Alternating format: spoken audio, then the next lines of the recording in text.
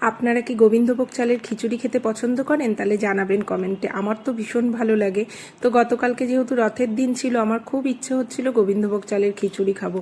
তো এই যে খিচুড়ি বানিয়ে নিলাম, সঙ্গে পটল ভাজা আর ওগুলো বরবটি ভাজা, আর কুমড়ো আর বেসন এগুলোও কুমড়ি ভেজেছিলাম। তো যেহেতু ছেলের খিদে পেয়ে গেছিলো, আমার পুজো দিয়ে নামতে অনেকটাই দেরি হয়ে গেছিলো, তো সেই কারণে আগে ছেলেকে বেড়ে দিলাম। তো পটল ভাজা আর বরবটি দিয়ে আমি বললাম যে তুই খেতে বস, আমি তারপরে ভেজে দিচ্ছি। তো যাই হোক, ওকে এগুলো দিয়েই বসিয়ে দিলাম। তারপরে আমি একটা কুমড়ি আগে ভেজে ওকে দিলাম, তারপরে বাদবাকিগুলো ভেজে নিলাম। আর এই যে ওকে নিয়ে এইটা আগে দিয়ে দিলাম। তো তারপরে আমি বাদবাকিগুলো ভেজে নিয়ে আমার হাজব্যান্ডকেও দিয়ে দিলাম। দিয়ে আমরা দুপুরের খাওয়া দাওয়া করে সন্ধ্যের দিকে বেরিয়ে গেছিলাম রথের মেলায়। তো এই যে দেখুন, আমাদের রথ এখানে বেশ ভিড়ও হয়, আর একটু একটা রথ বেশ বড় করে হয়, তার সঙ্গে প্রচুর ছোট ছোট রথ থাকে।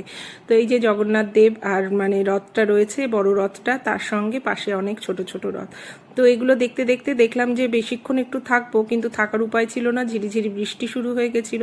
তো সেই কারণে পাঁপড় ভাজাও কিনতে পারিনি, শুধু জিলিপি কিনে নিয়েই বাড়ি এলাম। তো বাড়ি এসে আমরা জিলিপি খেলাম। আপনারা কে কে জিলিপি পাঁপড় ভাজা দুটোই খেয়েছেন কমেন্ট করে জানাবেন। তো আমার তো ভীষণ ভালো লাগে, মেলায় একটু বেশিক্ষণ থাকার ইচ্ছে ছিল, কিন্তু বৃষ্টিটা না হলে হয়তো থাকতাম। তা আপনাদের দাদাভাইও বলল যে না চলো বাড়ি চলে যাই, যদি ঝমঝমিয়ে, ছেলেও বলল। তো আমি বললাম থাক চলো।